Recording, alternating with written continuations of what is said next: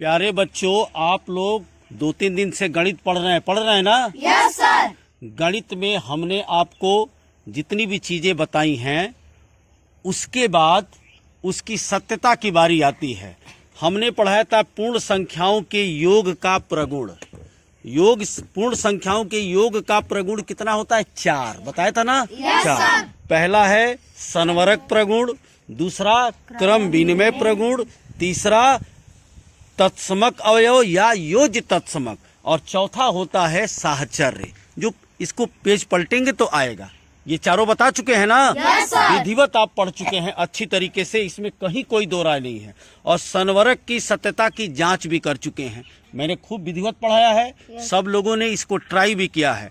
संवरक 2 पूर्ण संख्याओं का योग जब करेंगे तो प्राप्त अंक भी क्या होगा, या प्राप्त संख्या क्या होगी, वो भी पूर्ण संख्या होगी। इसे संवरक प्रगुण बोला जाता है। क्रम से चारों की हम सत्यता की जांच करेंगे। दूसरा हम क्या करेंगे आज? योग का क्रम विनिमय प्रगुण। योग का क्रम विनिमय प्रगुण क्या होता है? तो मैंने आपको बताया था, फिर एक बार देखिए कि 2 पूर्ण संख्याओं के यदि क्रम को बदल देते हैं तो उसके मान में कोई अंतर नहीं आता। क्रम विनिमय समझ रहे हो ना? Yes sir. अच्छी तरीके से। अब जैसे मैं बोल दूं कि आप नंदनी और आंचल अपना क्रम बदलिए, वेरी गुड, इसी को क्रम विनिमय कहते हैं। ठीक है। अब जैसे इधर बोल रहे हैं फूलमती और नंदनी अपना क्रम बदलिए, तो इसको क्रम विनिमय कहते हैं। ठीक है बेटा? अब उसकी पुष्टि हम करते हैं। ठीक है, देखिए यहां ध्यान दीजिए। अब देखिए हम आप क्रम विनिमय की पुष्टि कैसे करते हैं।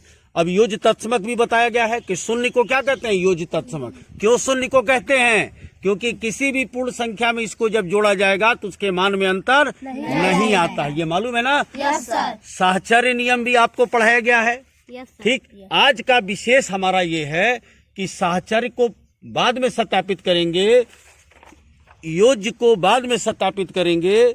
आज क्रम विनिमय नियम की सत्यता की हमको जांच करनी है कि क्या गणितज्ञों ने इस नियम को जो बताया है तुम कैसे सच मान लोगे। सच तब हम मानेंगे जब हम करके देखेंगे। ठीक ना? तो हम करके देखेंगे। आइए हम देखते हैं। ये सारा देखिए पढ़ाने के बाद इन सारे का अभ्यास है, अभ्यास प्रश्न है, इसको आपको करना है। ठीक। अब जरा देखिए, आओ सत्यता की जांच करें। किसका? क्रम विनिमय प्रगुण का।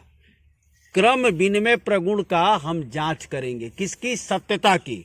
बात समझ रहे हो? सत्यता मतलब कि जो नियम है क्या वो सही है कि नहीं है। तो देखिए हम आपकी मदद से यहाँ कुछ वर्ग की आकृतियां हमने बना रखी है, इसको आप समझेंगे।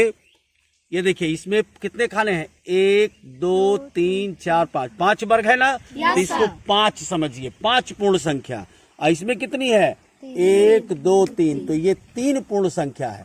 आइए हम क्रम विनिमय नियम की सत्यता की जांच करते हैं। ये देखो एक लाइन बनी है, ये L1 है। ये लाइन जो बनी है L2 है। अब इस पर देखिए पहले हम 5 रखते हैं। इसको चिपकाओ, जरा चिपकाओ थोड़ा सा हल्का सा। हाँ चलिए लगा दीजिए। हाँ चलो लगाओ। इसे भी लगाइए एकदम लाइन पे, बिल्कुल सही। चलो ठीक है, चलो ये 5 पे हो गया, 5 हो गया। अब इसके बगल में 3 चिपकाओ। ठीक ठीक।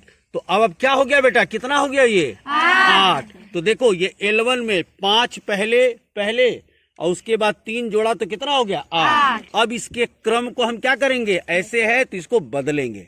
यही ना क्रम विनिमय है? Yes sir. क्रम विनिमय ये है। तो अब 3 को चिपकाओ बेटा। इसके बाद इस 5 वाले को, इसको भी चिपकाएंगे। देखो क्रम बदल गया। ठीक। देखो यहां 3 था, अब पहले 3 आ गया, अब ये 5 बाद में आ गया। लगाओ।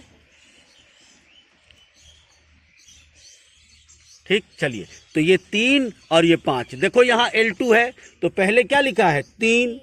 और ये 5 है तो उसके बाद 5। इसको भी जोड़ा तो क्या हुआ? 8। यानी L1 वाले में भी 8, इस वाले में भी 8। इसका मतलब ये हुआ कि आपस में इनके क्रम को यदि हम बदल देते हैं, 5 पहले इसमें था और यदि 5 बाद में भी लिखते हैं 3 को पहले करते हैं तो मान में अंतर नहीं आएगा। तो क्रम विनिमय नियम की सत्यता की जांच हो गई ना। Yes sir. अब इस तरीके से कई चीजों की प्रैक्टिस हम कर सकते हैं। तो क्रम विनिमय नियम का प्रगुण समझ में आ गया। Yes sir. यानी क्रम को बदलने पर मान में अंतर नहीं आता। क्या है? क्रम को बदलने पर मान में अंतर नहीं आता। क्या है? क्रम को बदलने में मान में अंतर नहीं आता। क्रम को बदलने पर मान में अंतर नहीं आता। क्या है? क्रम को बदलने में मान में अंतर नहीं आता। बोलने में काफी समस्या है। जरूरी है कि उस बात को बार बार बोला जाए बेटा, ठीक ना। Yes sir. देखो, यही सब लोग बड़े बड़े आदमी बनते हैं, इसलिए आप कोशिश करो, आपको सफलता अवश्य मिलेगी। धन्यवाद।